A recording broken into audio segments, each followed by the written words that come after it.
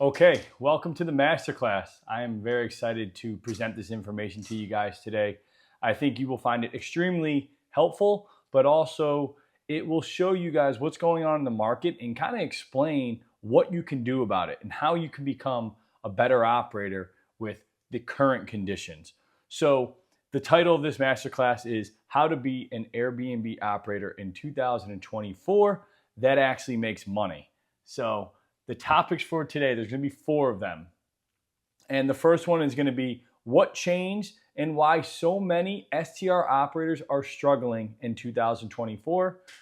It's not 100% your fault, which we'll get into the details there. Number 2 that we will talk about will be how to capitalize on the state of the market. And we will have live examples to show you guys what you can look at.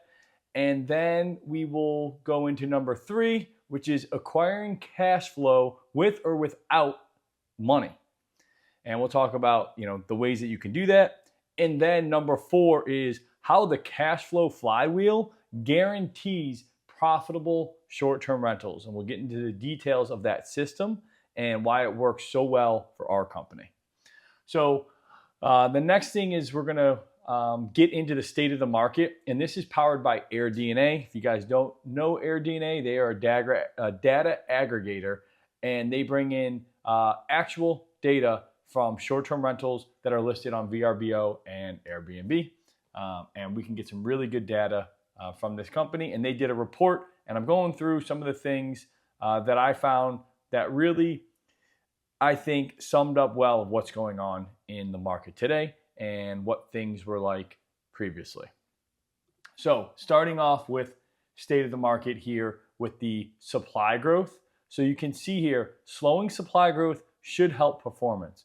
So what this graph is doing, and I know these numbers might be hard to make out, but this takes us all the way back to 2019, January, and it is showing the line of year over year change in available short-term rental listings. So what we can see is, we before, here's COVID here, right, in 2020. So this is right there. So look, we could see February 2020 when things for COVID started to come to light. Look at the supply, just completely plummeted, right, as expected. And then it slowly started to recover, and then boom, just skyrocketed all the way up to the peak of 22.5%, basically 23% year over year change. So this is massive growth, and this took us higher to where we were before, before the pandemic was going on. So now what we see is that this has, over the last couple of years, has been trickling off, right, and tapering down, and it takes us to today, and it takes us to today at 8.7%. So this is as of April of 2024.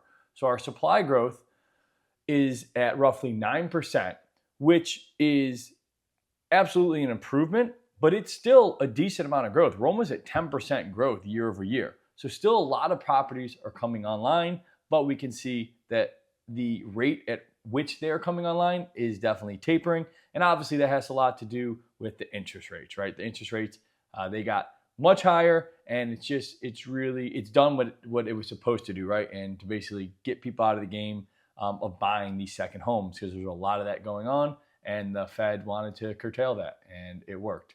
So next thing we're going to do is we're going to look at demand. So this is supply. Now let's see what demand is doing. So the title here, Roller Coaster 2024 Obscures Underlying Demand Growth Trend. So what this is basically pointing out is that demand has been bouncing all over the place. So it's been tough to come up with a trend line. But AirDNA, they took this quarter, right, and they basically averaged it out to try to give us some, simulation of, well, what's going on here as far as the trend line. And what we see here is demand growth from January to April is at 5.5%. So definitely demand is still growing, but it is less than what we were seeing on the supply side, which is at around 9% growth. And what I wanted to do is I wanted to look at the trailing 12 months. So I went ahead and I averaged that out here, and we're showing a demand growth of 3.35%. So the demand of short-term rentals is still growing. So that is a positive sign, and good to see that. And now we're going to look at something that I thought was pretty interesting with the interest in Airbnbs. So let's take a look at that real quick.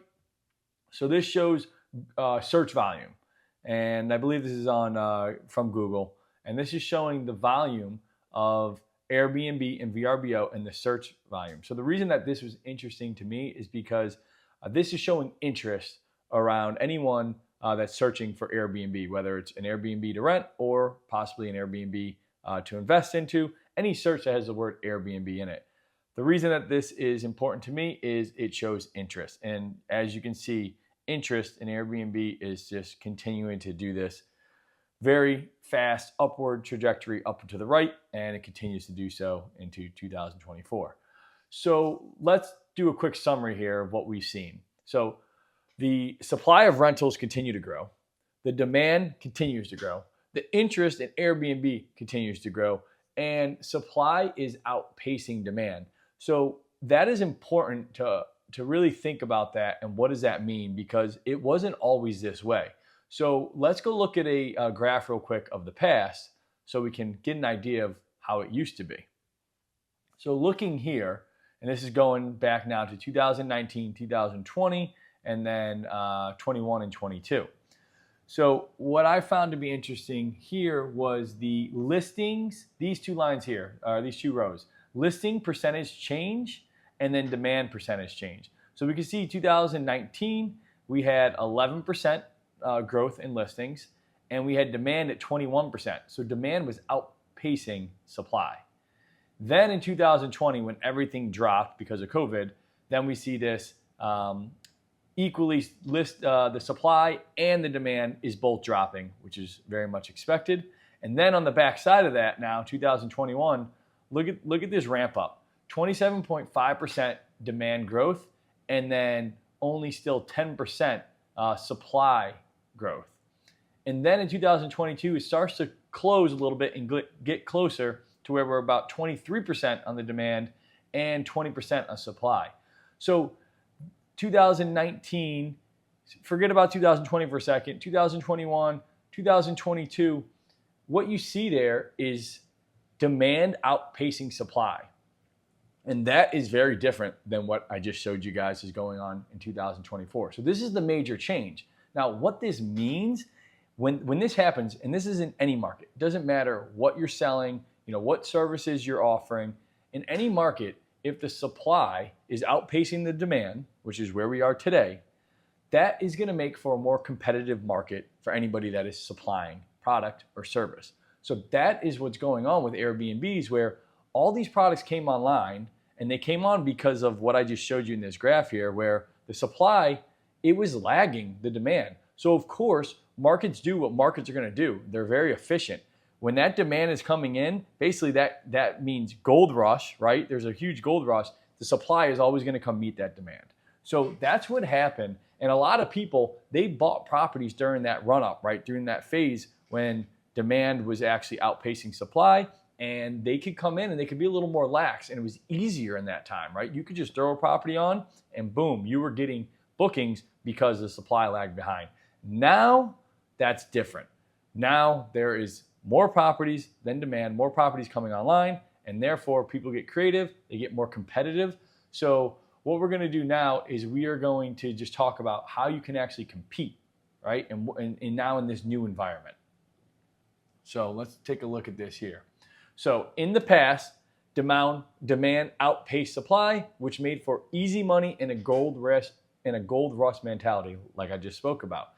And this is the reason why operators are feeling the Airbnb bust, right? So there isn't an Airbnb bust. What there is there's the properties that are just mediocre, that are just okay, they are experiencing pain because they are being outcompeted. But Airbnb is still making a ton of money as far as people that are listing properties on, myself included, right? We are doing things in a way that we stand out from the competition, which I'm going to show you in just a couple more slides here. But the things that we're doing are allowing us to beat all the mediocre properties, and we're doing just fine.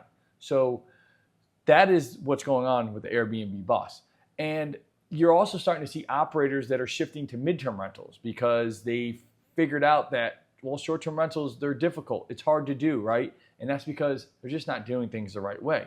But they're struggling, so now they're looking for this other outlet, maybe possibly a shiny object that is going to save the day for their property, because at the end of the day, they own this property, they have a mortgage, they need to get it rented. And again, supply outpacing demand equals more competition. I want you guys to really understand that. It's just more competition now.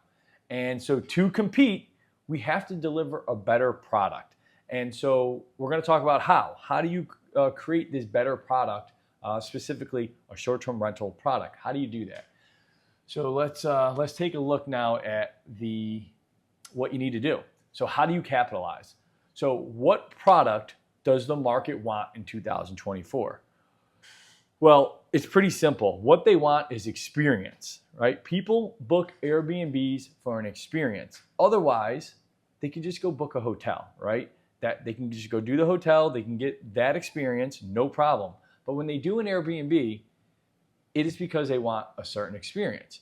If they're coming in as couples, right, they're going to choose the Airbnb over the hotel because there's going to be certain amenities they want, like a kitchen, right? They want to be able to come into a town and they want to feel like it's their hometown, right? They want to live like a local for the weekend, right? And they want to be able to cook their meals and maybe, take bikes out, go for bike rides, and come back to their place that they're comfortable at. And they want it to feel more like they live there than they're a tourist, right? So that's the experience that they're going for.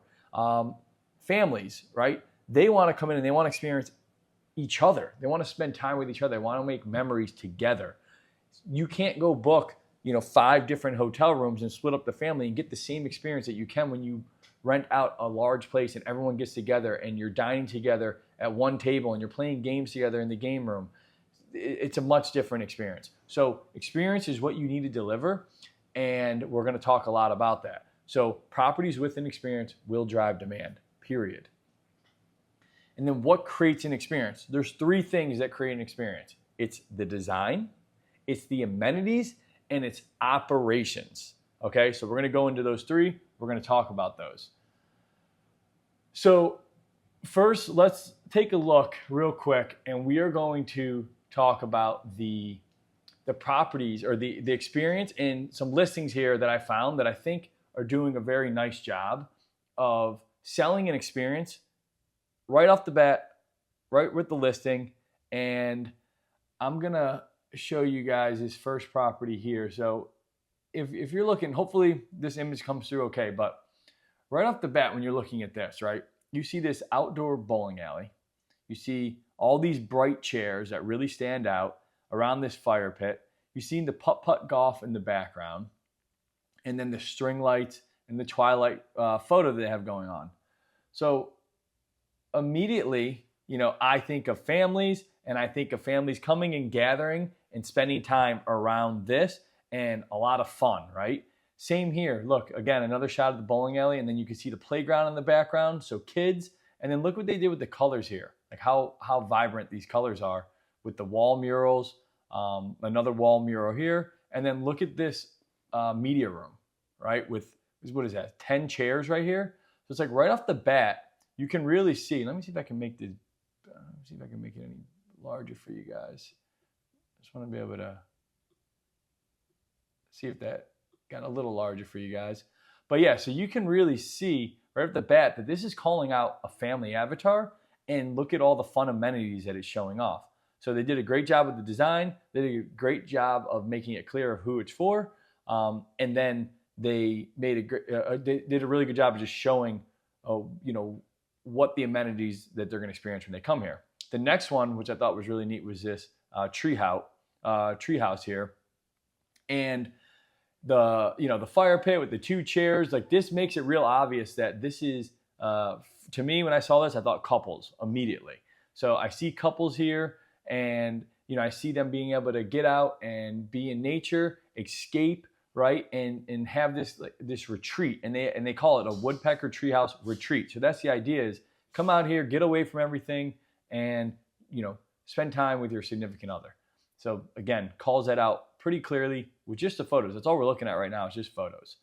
And then here's another one. So this is a Dolly Parton themed home. And this is really cool because this is, based off of a place called Dolly World, which is in Galveston, Tennessee, or Pigeon Forge, sorry.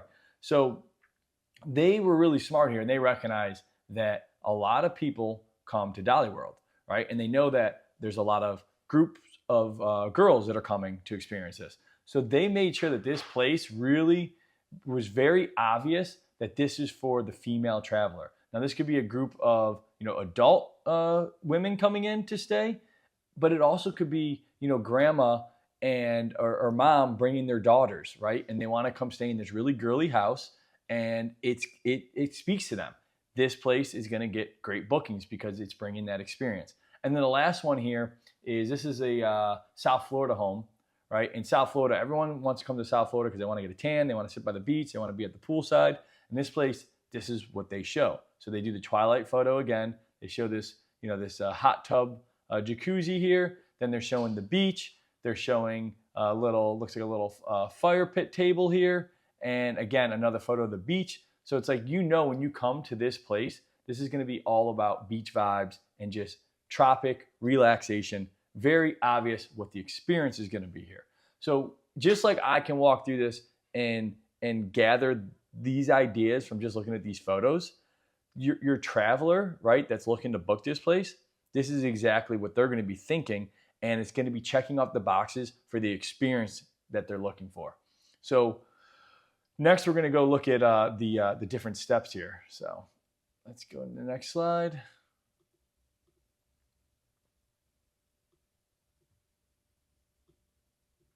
Okay, so these are the steps to deliver the experience. And we got 4 steps here. So the first one is you need to determine what the avatar is or who the avatar is, right? And then you need to create the experience with design and amenities specific to that avatar. Then you need to market the listing properly and smooth operations, automate. So just going through these, if you want to create the experience, right, you need to first know the avatar. You need to know who's coming to the market and why are they coming. And then once you understand that, now you can create experience that is aligned with that avatar. And that connection makes a perfect product market fit that will get you bookings. As far as the market the listing properly, you need to use your listing to actually sell that experience, right? And you need to make it very clear on when they book your place, this is what they're going to get. And I'm going to show you some examples of the listings and exactly what they're doing and what I'm seeing that's working very well. And then smooth operations. The reason why this is part of the experience is because I want you to think about fast food restaurants, right? Because they're known for consistency.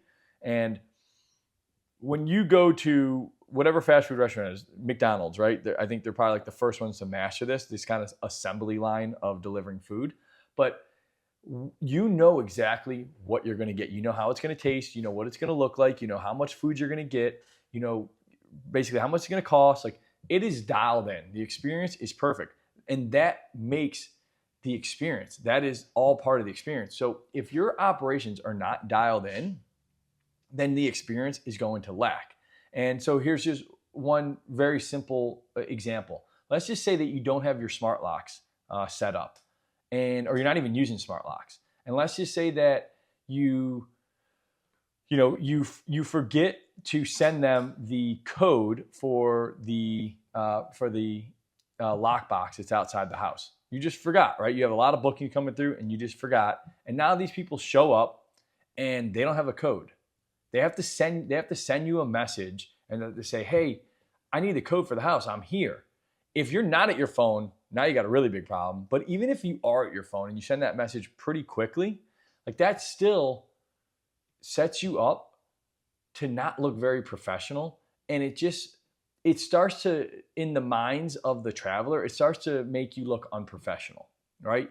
Whereas, on the other side of this is you have your smart locks in use, installed, and they're connected to your property management system.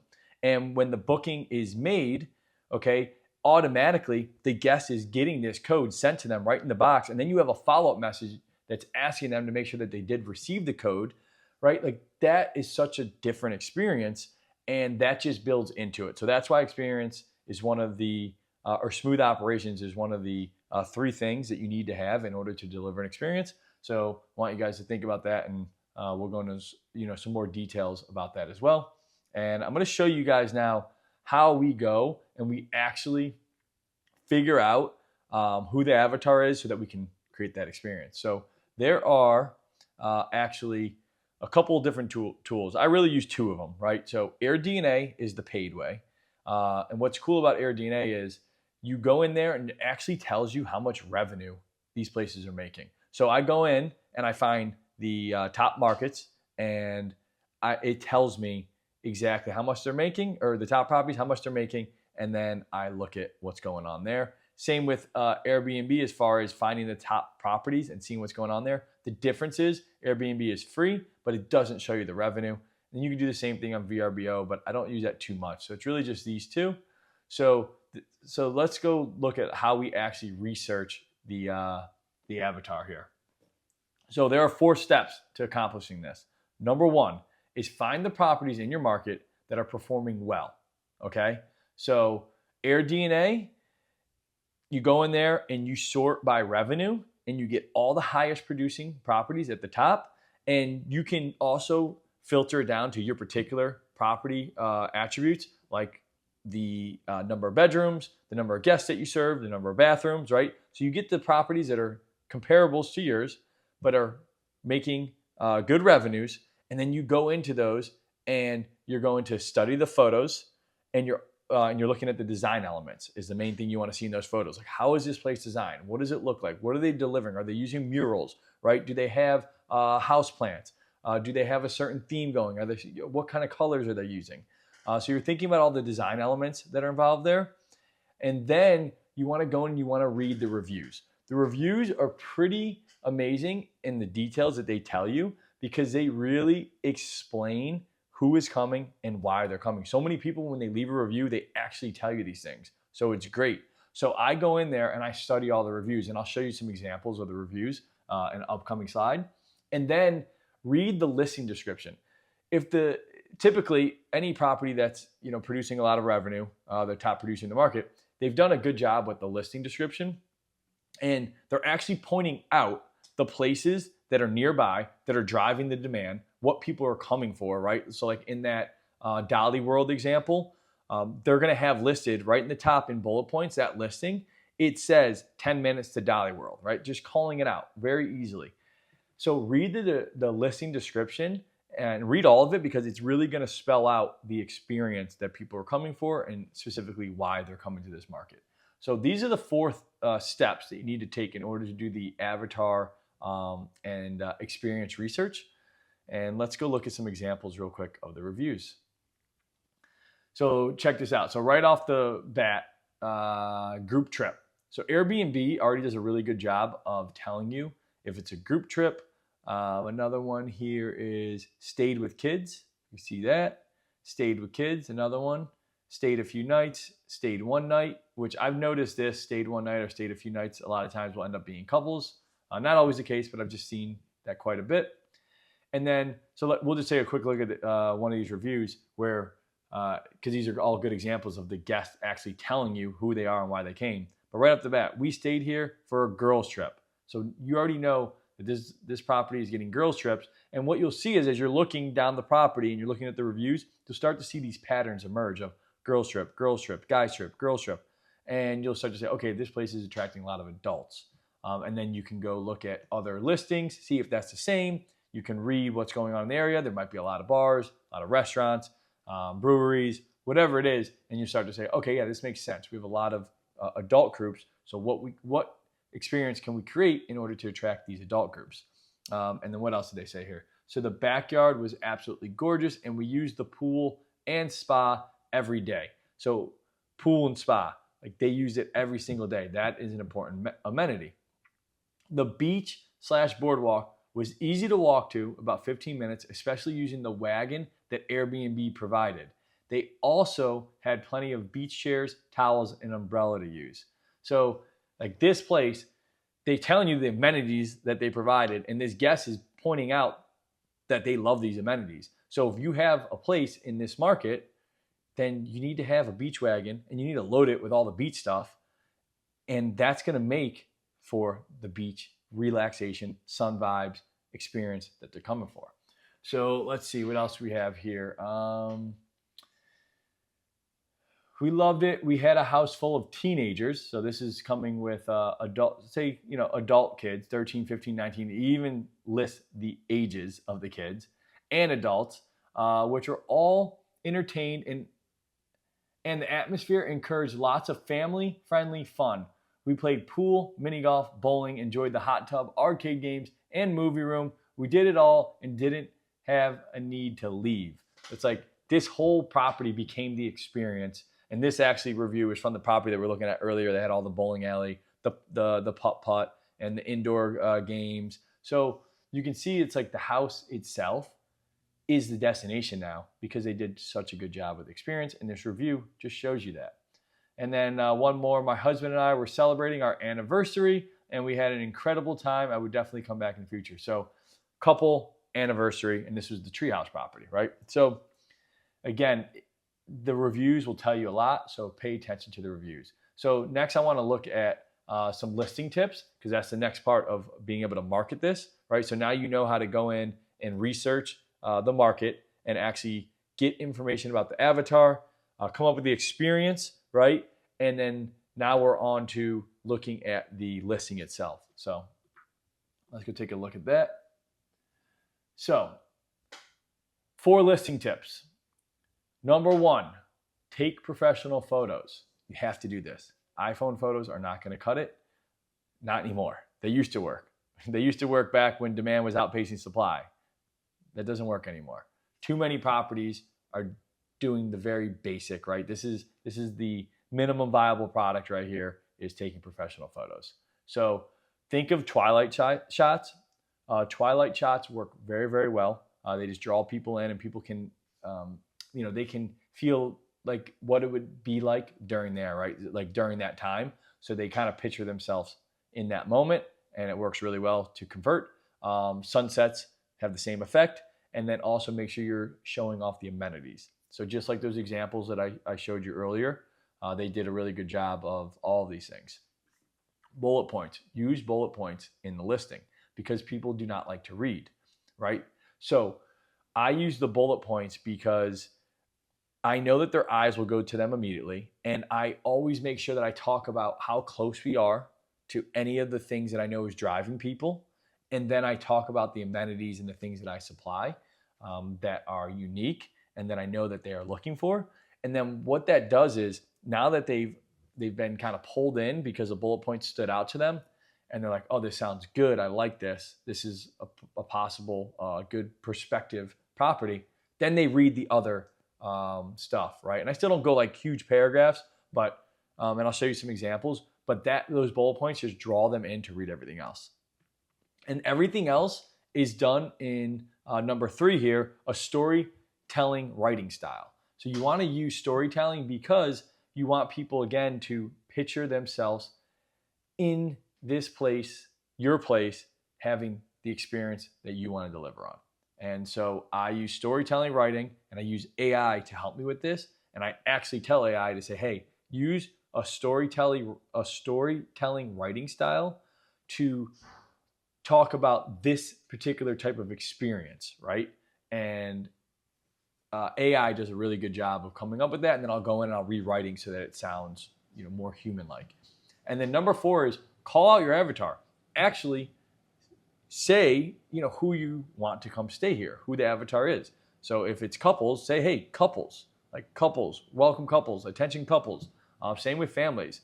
Say this place was built for families and friends in mind. Right? So call out the avatar is what you want to do. And so let's look at some example listings here of some listing copy that I thought did a really good job. So about this space. So you can see right off the bat, calling all couples, just like I said. So if you're a couple, you're gonna pay attention here. And then they go into some, writing, which is fine, but then my eyes immediately go to these bullet points. So now I know this place is 30 minutes from Pigeon Forge and 40 minutes from Gatlinburg. So easy. And then I love how they did these amenities here where they listed all the amenities and they use these emojis, right? So really good job here. I can really quickly see that I'm gonna have a wood burning fireplace. I'm gonna have a fire pit, hot tub, barbecue, smart TV, Wi-Fi, walk-in shower, like boom, bathrobe, like really quickly. I'm like, oh wow, this place has some good things. I've already seen the photos, obviously. Now I'll go and I will read the rest. So this property did, as far as the listing copy goes, like use this. Think about this. Use this kind of format, right? It works very well and it will draw people in to read everything.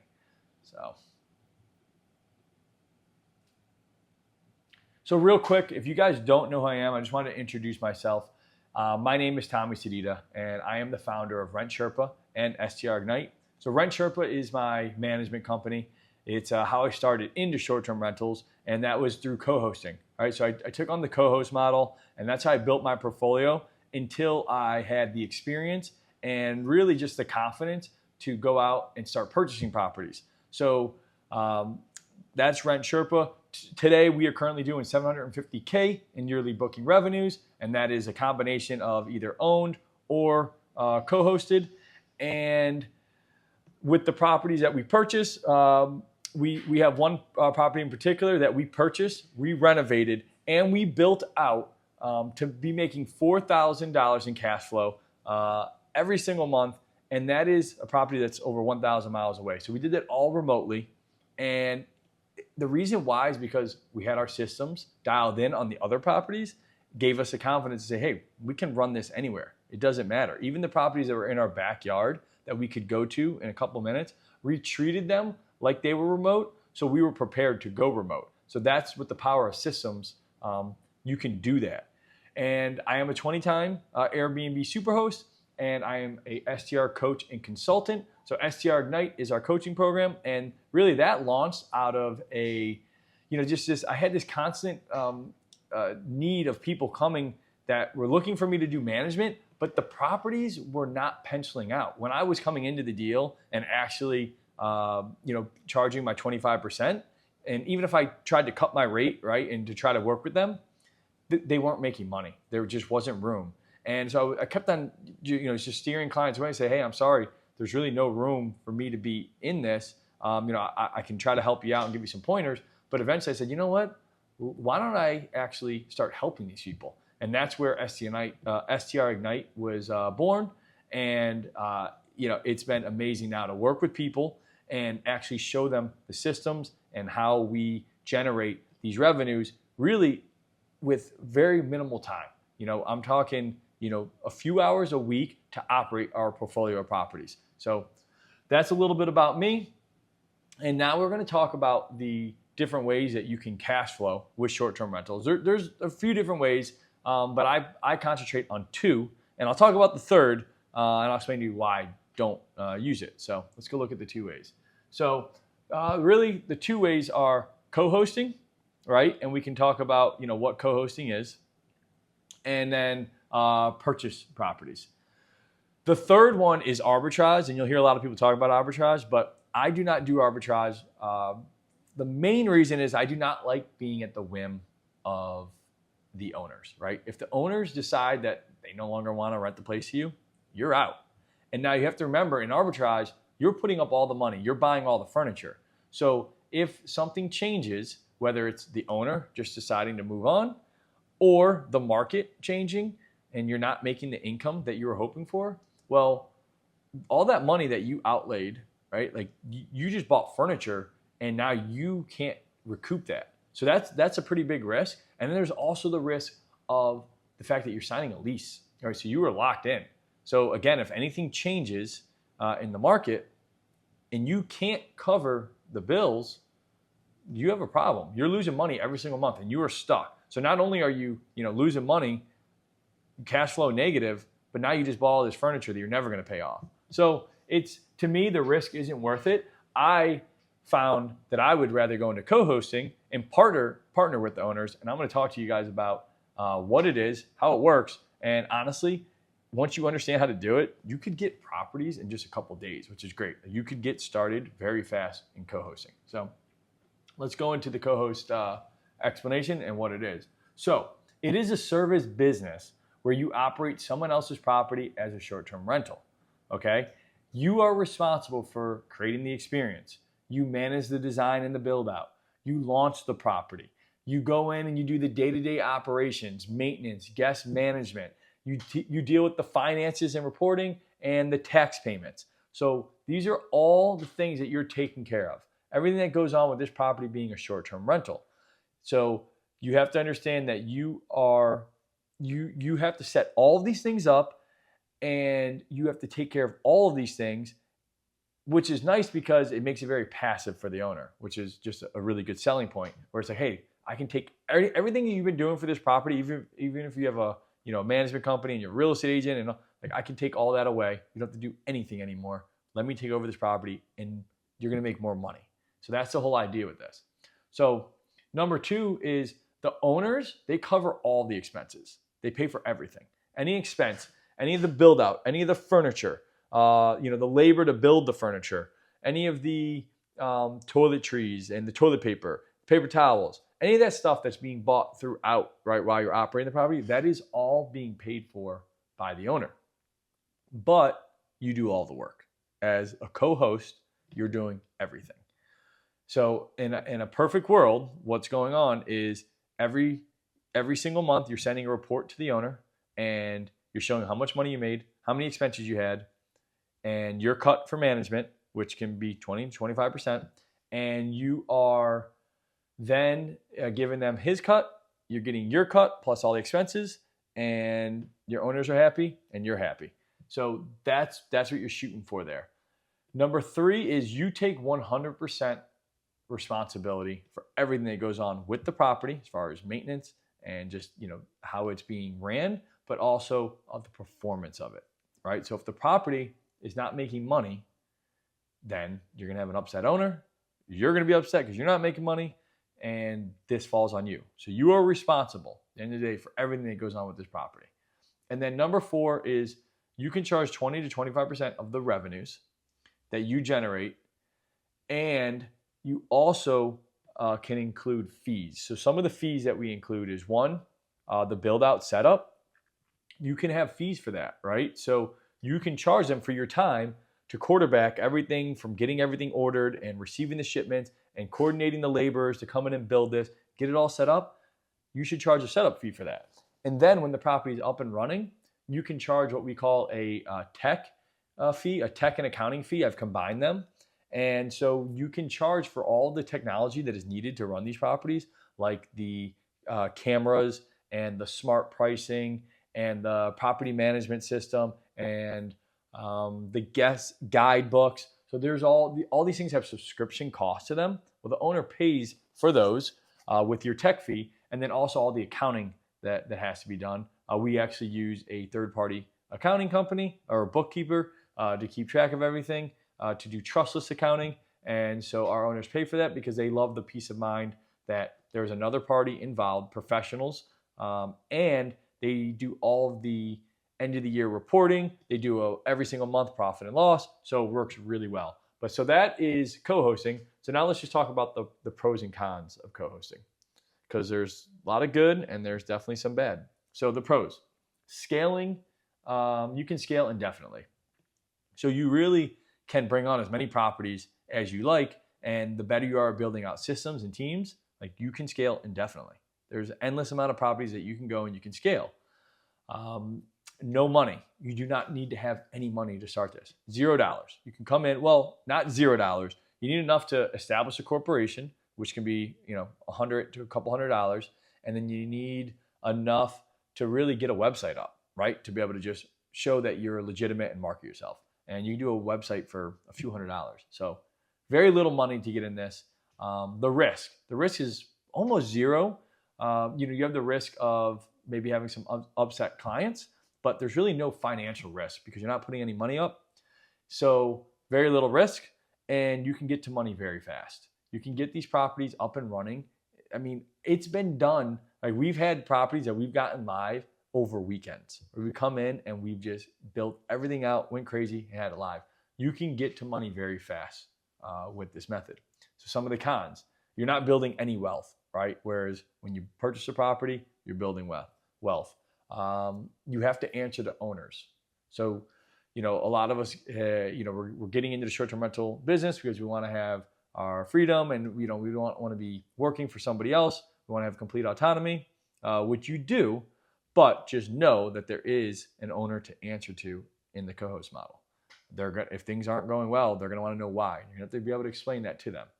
So, but the good thing is when you're doing things right, things are going well, and you don't hear from the owners too much. And there's no tax advantages, right? So since you don't have any ownership, well, there's not going to be any tax advantages, no write-offs, nothing like that. So that is a con of the co-host strategy. So now we can look at purchase strategy, and we can look at the pros and cons there. So some of the pros are, one, you build wealth, right? So you're building wealth. This is helping you get ahead. This is helping you keep up with inflation or outpace inflation. And it's also helping you with the principal pay down, right? So somebody else is paying down your loan, which is great. So it's paying down that principal, building equity over time. And the fact that someone else is doing it is an amazing thing to take advantage of. There is a STR tax loophole, which is very, very effective for professionals. So if you're a professional and you are able to operate this property yourself, and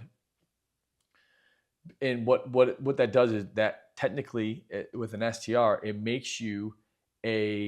gives you the IRS label of a real estate professional, right? So once you have that label as a real estate professional, according to the IRS, you now can take your active income, which is W-2 income, and since you're a real estate professional, you can look at all the income or the losses that are involved with your short-term rental, and that now can offset your W-2 professional income.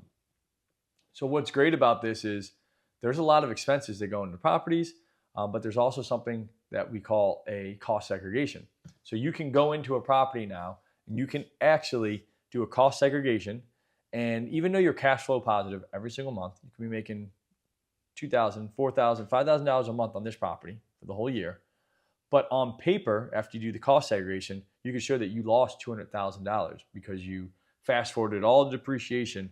Well, you could take that $200,000 now and you can offset your W-2 income. So if you made $200,000 and you showed a loss in this short-term rental of $200,000 on paper, well, now you just offset and you had zero income for the year, and that will end up getting you a pretty sizable check back. So really cool with the STR tax loophole there. And another pro of purchasing is you get to enjoy the property, right? So if you go and you buy a duplex and you're renting it out long term, you're never going to be able to go pack up, the family and take them down to the duplex. Not going to happen. Nor are you probably going to want to do that. But with an STR, you can. Like you could block off the nights and you can go use the property and you can go enjoy it. So that's a really big pro of a short-term rental, of purchasing. Some of the cons is you need money. So it can, with the prices of things nowadays, it can take a while to save up the amount of money that you need to be able to buy a property and then do all the build out. So you do need money. It's harder to scale. And a lot of that also has to do with the money. So, you're going to get to a point, right, where either you're just going to run out of money. So you could buy a couple properties, maybe just one property, but you're going to run out of money. And then also your debt to income ratio, like that could become a problem. And, there's ways around that, or you could buy the properties investments and DSCR loans and things like that. But it's just more difficult to scale when you're comparing to co-hosts, where there's nothing stopping you from scaling there. And then there's more risk and liability. So of course things can go wrong. Real estate in general doesn't matter. There's always more risk and liability of owning the real estate. So that's just something to keep in mind. So I want to talk about now the cash flow flywheel and how kind of this system, right, and how it all ties in as far as the operations to create that experience and really just make things so that they are super smooth and that you're able to just put your, put the cash flow on autopilot, right? So this is something that, it's taken me a few years to really perfect this and get this down really, really well. But now that it is dialed in, my systems are really, really good to where like the cash flow that we have on our property is just very, very autopilot. It's just coming in. The experience the guests are receiving is the same from guest to guest to guest. If they come back, they're getting the same experience over and over again. And it just makes running the properties really, really simple. And you aren't in a world where you're just being reactive all the time, right? This is a proactive approach. And I'm going to break down the 7 components of it and how it works. So you start with, and this is the foundation here, right? This is the base of the cash flow flywheel. So you start with the correct product to market fit, and this makes the desirable properties for the traveler. So this comes back to what we were talking about earlier with the avatar and the experience, right? So if you do those 4 steps that we talked about earlier, that's going to create that product to market fit, and that's going to create the demand for your property. So that is number 1. Then number 2 is the operational systems. And like we talked about before, it brings the consistency, right? But it's consistent experience without constant involvement by you. And that's what we're going after here. So having those operations dialed in and then having that correct product to market fit, that sets the base for a property that's going to be able to perform well in whatever market you're in. And then that starts to turn on the flywheel, and I'll explain how that goes. So now we get into number 3, which is happy guest. So you're going to have happy guests when you do number 1 and number 2 because they're getting the experience that they wanted. Your systems are delivering that experience, and they see that you're a professional, right? And overall, they are happy that they came and they chose your place. Things went smooth. They got the experience they were looking for. They really loved your place. So they become a happy guest. Happy guests are the easiest guests to work with. You do things right, you have easy guests. So that's what I'm always shooting for. And what's great is happy guests, they become raving fans. They tell other people about it, right? They share it with their friends and family. But most importantly, they leave you stellar reviews. They leave 5-star reviews. So the 5-star reviews, they're so key, right? Getting those, that basically is the traveler saying, hey, like this place was what we were looking for. It delivered on its promise, and we are letting the world know that this is a good place. And now it has a social proof. People look at that, and they're going to trust your property, right? And they're going to feel good about booking it. And the more 5-star reviews you have, the much easier it is to convert when people come to your listing. So getting those happy guests that leave the 5-star reviews is imperative. But what it does is number 5, happy booking platform. So the platforms, Airbnb, VRBO, they are here to make money. They allow us to put our properties on their platform because they want to make money. They want properties that are good properties that make money. When they see that you are consistently getting 5-star reviews, that makes the platforms very happy. They go, wow, these guys, they are dialed in, they are delivering on their promise. Guests are very happy, right? And we want to get more people in the property. So, because they're going to make more money. So that brings us to number 6, increased listing visibility. The booking platform, they are going to boost you in their search results so that you get more views, okay? Because this is going to put more money in their pocket. And now that more people are seeing your property and it's matching up with what they're looking for because you did a really good job with the product to market fit, you're going to get more bookings, right? So now the more bookings that come in, now you're making more money, you're cash flowing well, and then this circles back to number 3, which is more happy guests, and then it takes us back into the stellar reviews where you get more reviews, then you get a happier booking platform, then you get more visibility, more bookings, and it just keeps on circling over and over again. So that is the cash flow flywheel. That is a place that is very real that you can get to. You just have to take the time up front to set things up. And we have actually done the heavy lifting here for you guys because we recognize that this takes a lot of time, a lot of work. It took us a lot of time, a lot of work. So that's why we created the cash flow flywheel, and how we have a very, very special offer I want to share with you guys where it's, we do all the heavy lifting, right? We come in and we install 10 of our systems, right? This whole flywheel is made up of 10 different systems. We install all of them for you right off the bat, so that you don't have to worry about that, right? Because we want you guys to worry about just running the business, having it run smoothly so you can scale and actually hit your goals.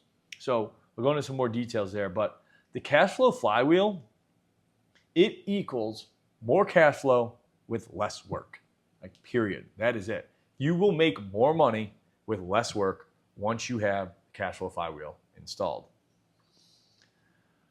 So I'm just going to kind of just break down here, and we're going to explain, how this cash flow flywheel, exactly how it will fit into your business, how it will work. And if you guys find that this is interesting and you think that it could work for your business, or you just want to find out if it can work for your properties or your real estate business, whatever you have going on, then I'd love for you guys to book a call. So, and I just want to point out something real quick here because I love this quote. This is by Alex Hormozi. If you guys don't know who he is, definitely check him out. But he's one of the most successful entrepreneurs of today, and he is an expert at scaling businesses. So he says, money loves speed, wealth loves time, and poverty loves indecision. So I really like this quote. It just, it really hits home for me. And, I just think of money loves speed. It's like if you get moving and you are really serious about this business, it's like you just got to move. You can't get stuck in analysis paralysis and indecision. Like it's a problem. And then it brings into poverty loves indecision, right? It's just the more that you have a hard time just making those decisions and moving on, the harder it is to get ahead. And wealth loves time. You're in for the long haul, right? And when you're dedicated to something, wealth will build along with it. And most people understand that real estate is a long-term game, and that's how you're building wealth. So this quote is something that I definitely refer back to. So we want to install the cash flow flywheel into your business. So number one, we're going to make sure that you have the correct product to market fit. We're actually going to break down, if you already have a listing, great. We're going to go in there. We're going to figure out exactly what's going on with the listing, what needs to be done to have that perfect product to market fit. If you don't have a listing already, well, we're going to help you to make sure that the property that you do get is going to deliver, and that you're going to have the amenities and the design that is needed to actually serve a certain avatar for the market that you're looking for. We're going to create the experience, right? So we're actually going to tell you guys exactly what you need to put in the property. And this is all based on data, right? We can look at data and we can see certain amenities that are driving the market, right? And driving demand. And we're going to tell you guys exactly, this is the experience that we have to create, and these are the amenities, and this is the design, how we're going to do it. The operational systems. Every single operational system we will be building out for you completely.